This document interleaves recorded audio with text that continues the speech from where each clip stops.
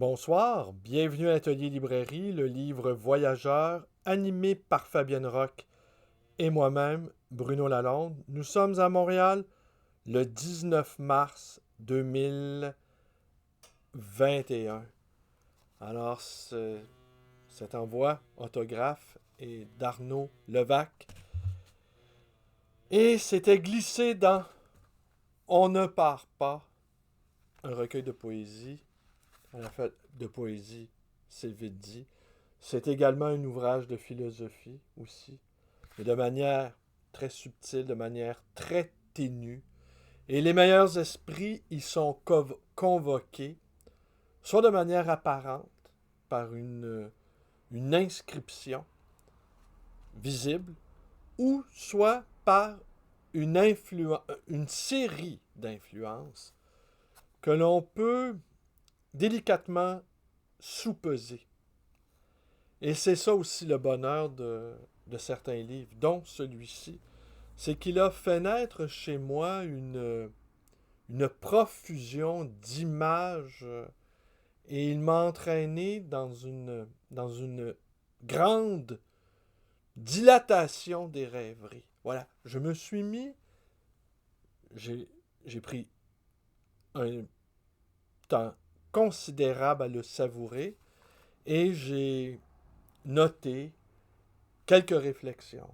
Surtout des bribes de poésie. Mais ici, je suis partagé entre je ne voudrais pas mélanger la poésie d'Arnaud Levac et la mienne, celle d'un lecteur tout à coup emporté par... emporté et... non pas qu'emporté, mais stimulé par la poésie d'un autre, celle d'Arnaud Levac. Alors j'étais ravi de trouver les deux recueils, mais ce soir je vais m'arrêter à celui-ci. On ne part pas. Restez avec moi. Et demain, je vais vous parler de son autre recueil. Alors j'étais ravi de trouver les deux recueils dans ma boîte à lettres.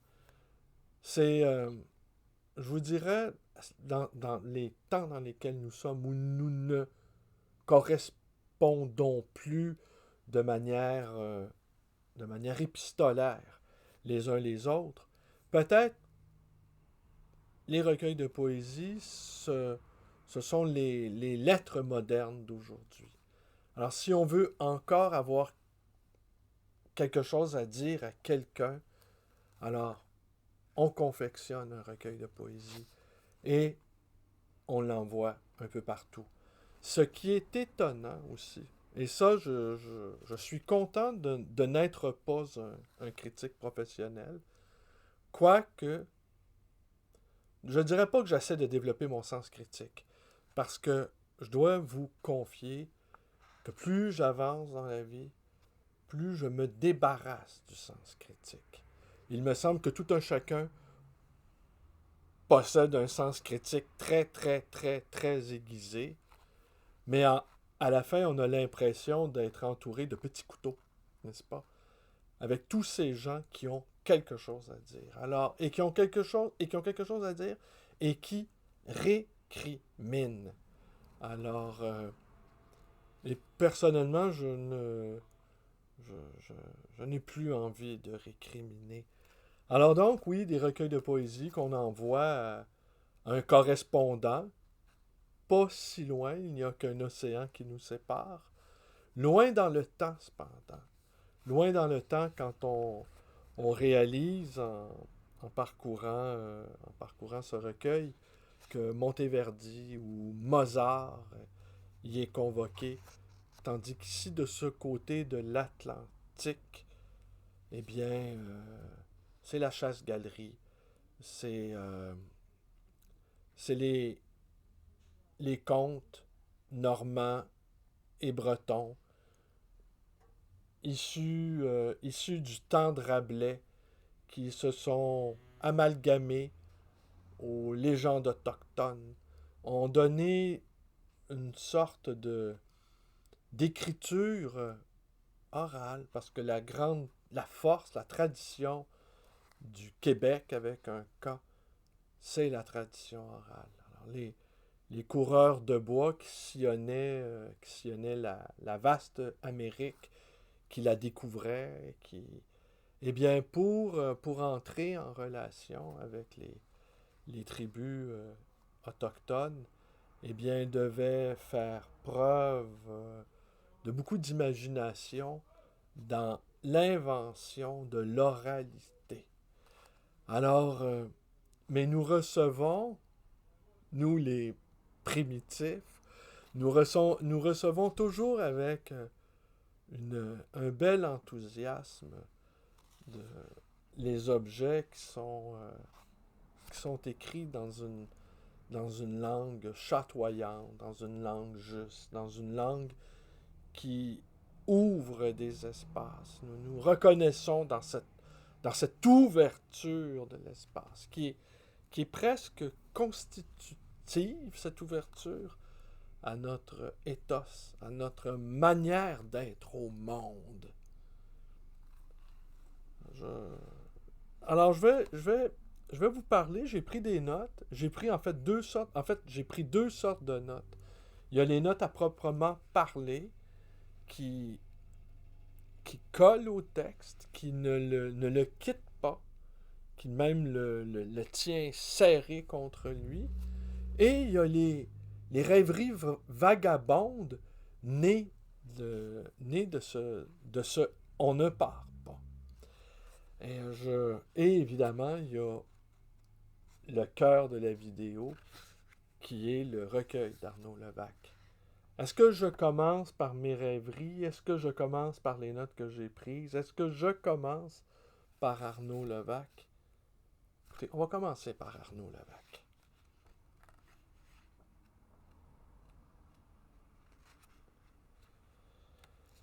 Les livres et les disques, rangés sur les étagères, posés sur les tables, ont leur silence propre, comme le temps lui-même.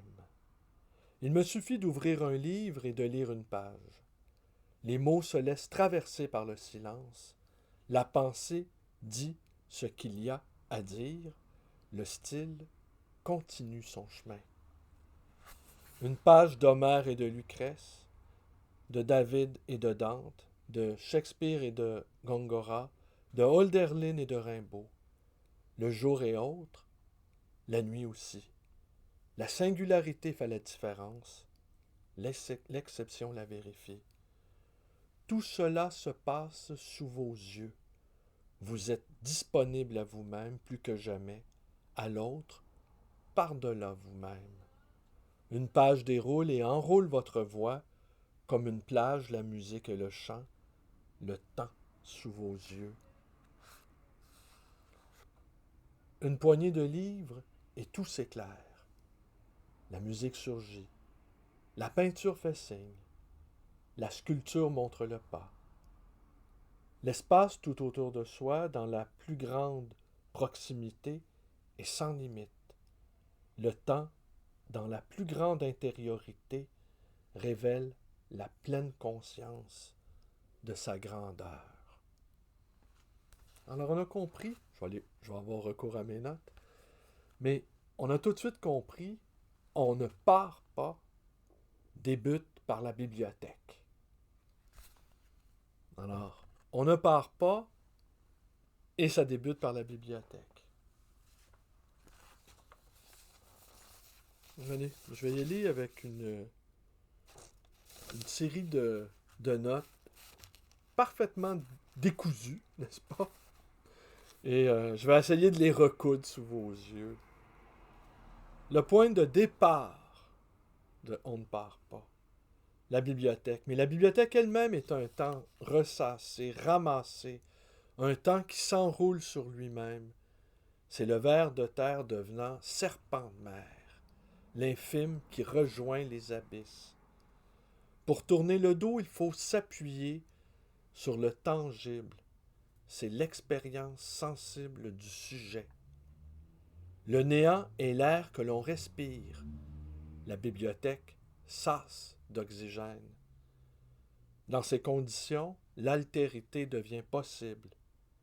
L'Europe tournée, retournée vers l'Orient. Le texte ne garde pas le corps captif. Le texte irrigue le corps. Présence de l'absence. On ne part pas. Ils sont tous là, eux aussi. Ils ne partent plus. Une fois que l'on a compris que pour rester, il faut revenir souvent, on ne part plus. Libérer le temps. L'histoire, petit H comme petit homme. Le studio. Les livres encore. Une myriade d'auteurs, Baudelaire part le bal et Mozart apparaît. Arnaud Levaque se définit comme un autodidacte.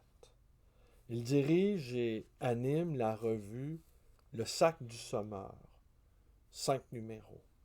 Suis allé bagnauder et j'y ai croisé des figures connues.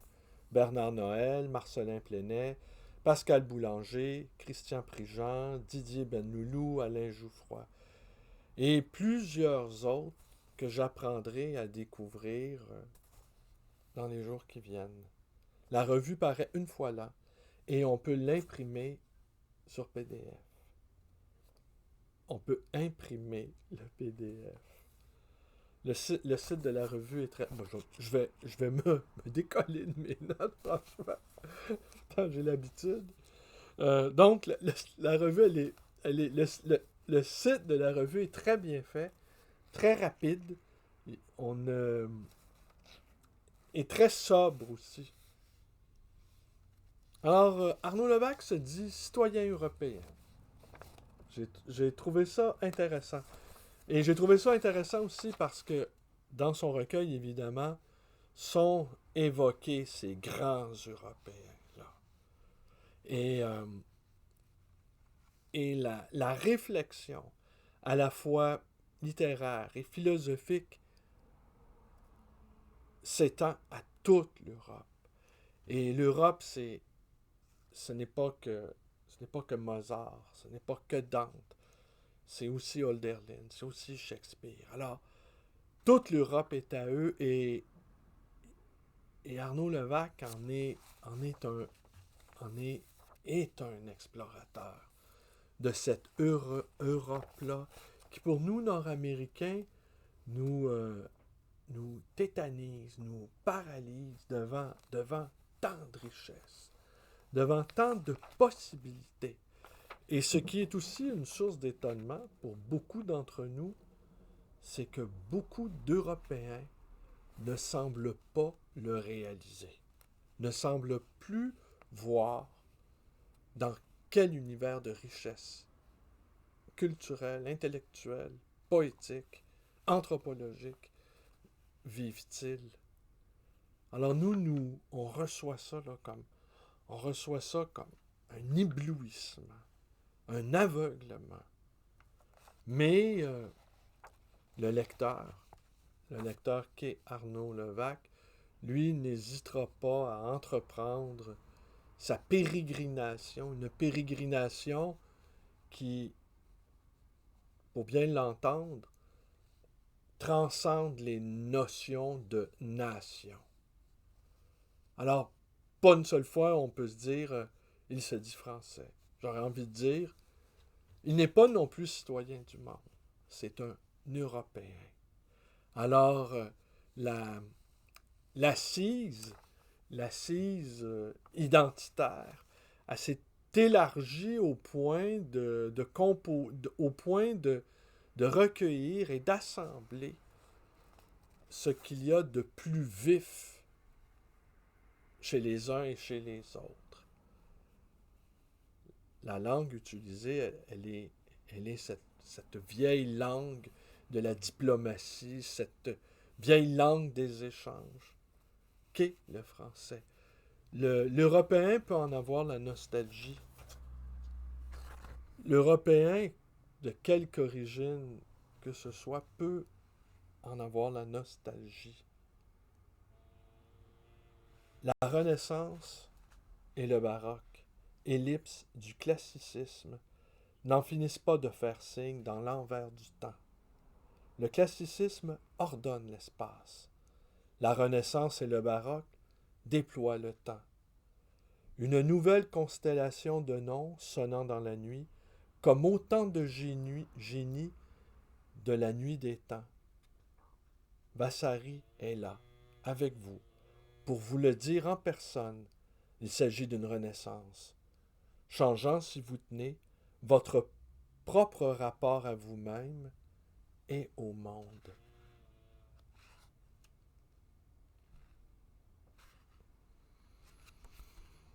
Je poursuis. On va aller jeter un petit coup d'œil sur mes notes.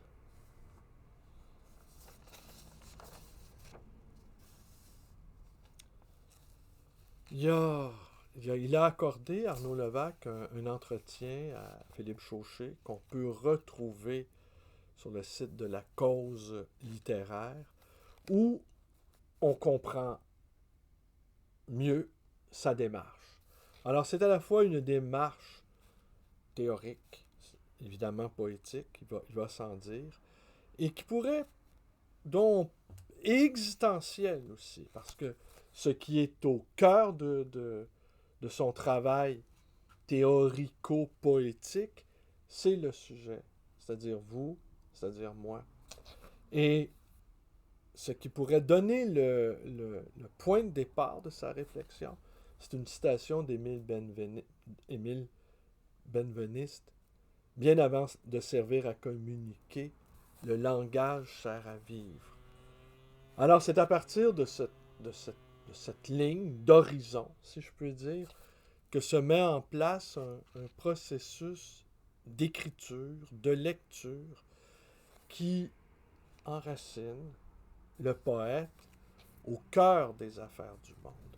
Alors c'est une manière politique d'être au monde, tout en se dégageant de la petite politique contingente.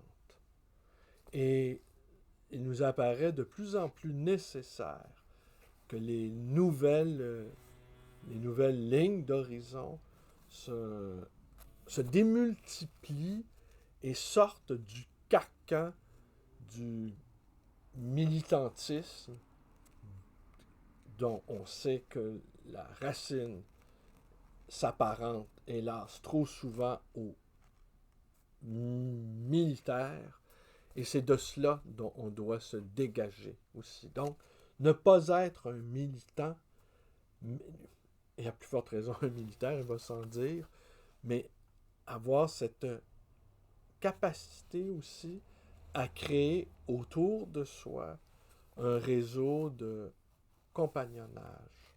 Alors voilà, ça relèverait plus de l'ordre des compagnons que de l'armée à proprement parler. Alors il nous explique très bien ça. Et là, à partir en tout cas, moi, ça m'a beaucoup servi. Je salue Philippe Chauché pour l'occasion. Ça m'a beaucoup servi à comprendre. Et alors, j'ai pu entrer, j'ai pu me glisser. Je vais vous lire un ou deux autres passages.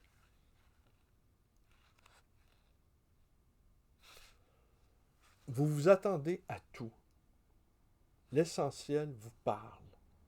Rien de plus étonnant.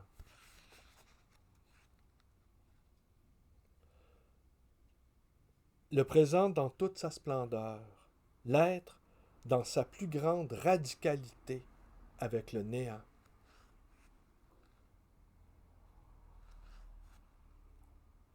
L'ouverture d'un continent sur la mer et l'océan.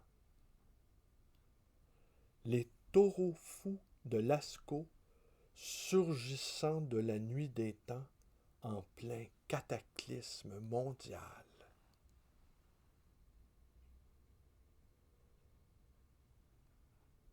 Les taureaux fous de Lascaux surgissant de la nuit des temps en plein cataclysme mondial.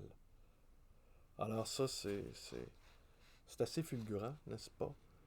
Et j'imagine Arnaud Levac, après cette fulgurante image, peut-être il vit à Paris, hein, et se promenant dans les rues de Paris par un printemps hâtif, recevant la lumière du matin en plein visage et imaginant ces taureaux de Lascaux s'ébrouant dans les rues de Paris, dans les rues déjà encombrées par les voitures. C'est ça aussi l'orfèvrerie du poète, c'est de fabriquer des images qui nous permettent d'agrandir notre perception du temps, qui nous offre la possibilité d'agrandir le temps lui-même. Alors ce recueil-là a eu, comme je vous le disais d'entrée, a eu pour effet de littéralement, les temps sont à la contamination. Je vous dirais, dans le cas de la poésie, il ne s'agit pas de mettre de masque pour se protéger des poètes, et il ne s'agit pas non plus de garder la bonne distance.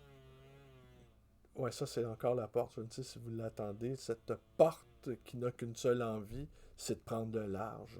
Je ne sais pas si vous avez des portes comme la mienne, une porte mugissante, une porte qui n'a qu'un seul désir, c'est de sortir de ses amarres et de s'envoler peut-être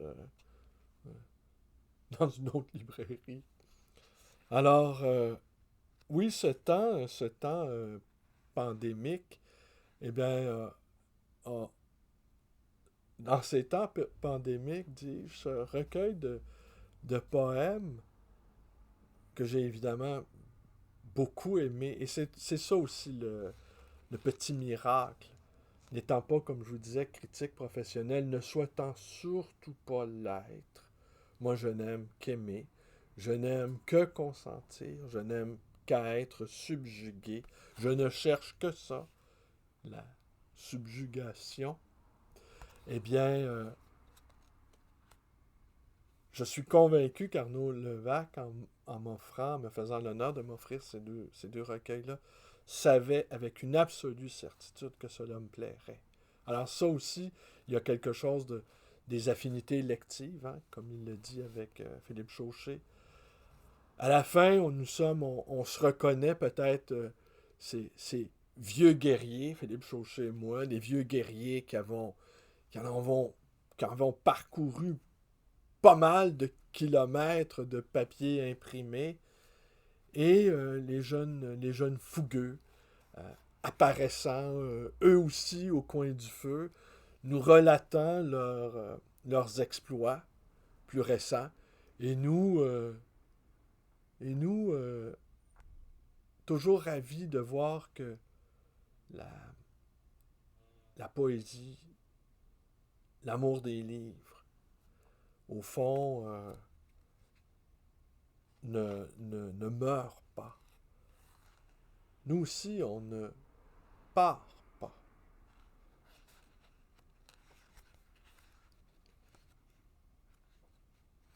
À la tombée de la nuit, comme au lever du jour, pointant à la lumière du soleil, sa lueur étrange gère.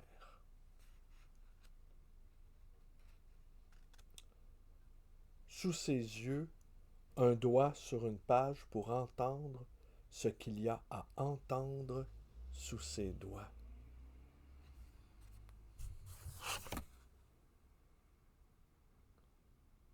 On ne part pas. Très, très, très modestement, je vais conclure en vous, en vous lisant, mais non pas ma propre poésie, ça serait vraiment trop présomptueux de ma part, mais cette espèce de mouvement que la poésie d'Arnaud Levac a créé chez moi, une sorte de mouvement. Alors, on aime aussi cette idée-là que les livres des autres fassent naître le désir de d'autres livres qui n'existent pas encore. Au fond, une immense une immense enceinte où nous deviendrions tous enceintes des œuvres des uns et des autres. Alors ici, il y a quelque chose de la poésie de l'un faisant naître des embryons de poèmes chez, chez, chez l'autre. Alors donc, parfaite détente nerveuse pour retrouver l'aisance de la volonté souveraine. La fonction de la poésie, aérer, aérer, afin de permettre à l'autre de se dégager, de se désentraver, sorte d'aide invisible. Infusion d'essence anonyme. Émoi d'étonnement.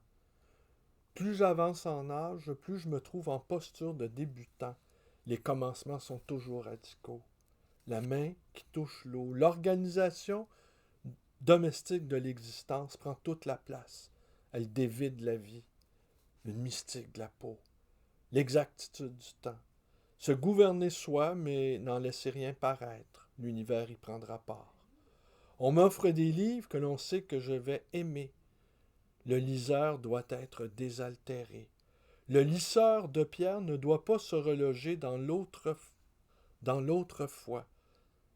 L'acuité est intacte. Le moment est venu où l'enfance passe à l'attaque. Elle a pour ressource une alliée fraîche de force neuve. La vieillesse l'enfance, la vieillesse naissante. L'enfance attendait son heure d'autorité. Alors, vous voyez.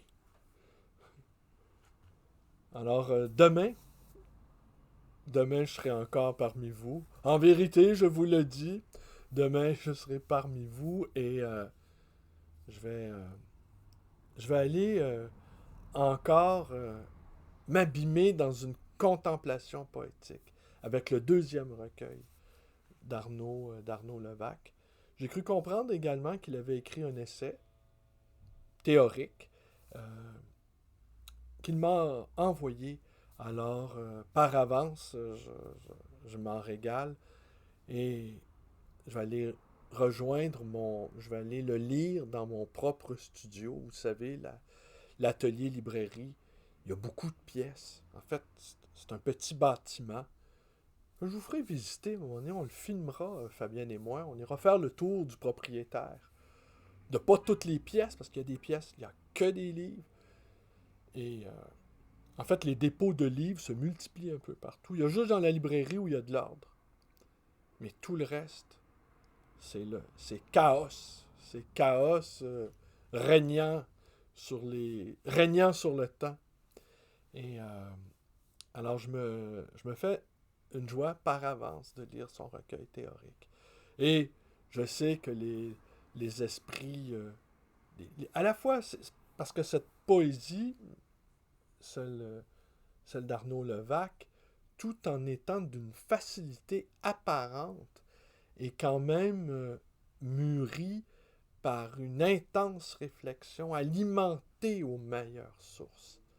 Sources que les Européens, oui, on peut se les accaparer, nous aussi, Nord-Américains. Mais notre force n'est pas là. Notre force n'est pas dans... Notre force n'est pas dans les bibliothèques. Alors voilà. Elle est dans les forêts. Ouais, elle est dans les forêts. Mais les forêts ne sont-elles pas des actes, des bibliothèques en gestation, des bibliothèques en puissance? Mais au fond, nous n'aimons que la naissance de la puissance. Voilà. C'est pour ça qu'on fait ce qu'on veut, au fond. sans trop réfléchir. Vous me direz, oui, ça s'entend et ça paraît. Alors, voilà. C'est tout pour ce soir. À demain, je poursuis avec Arnaud Levaque. Et on ne cède rien. On ne cède en rien et on ne cède rien. Merci. Bonne soirée à tous.